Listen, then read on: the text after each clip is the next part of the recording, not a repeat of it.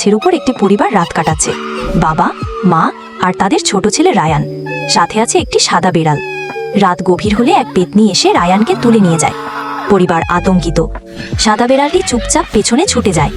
জঙ্গলের ভিতর একটি পোড়া কুঁড়ে ঘরে পেতনি রায়ানকে শুইয়ে কালো জাদুর প্রস্তুতি নিচ্ছে। বিড়াল ঘরে ঢুকে পেতনির সামনে দাঁড়ায়। পেতনি তাকায়।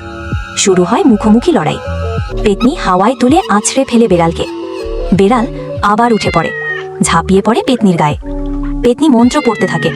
বিড়াল আছড়ে কামড়ে তাকে দুর্বল করে দেয়। শেষে বিড়াল ঘরের চারপাশে আগুন ধরিয়ে দেয়। এক লাফে পেতনির শরীরেও আগুন লাগিয়ে দেয়। পেতনি পুড়ে ছাই হয়ে যায়।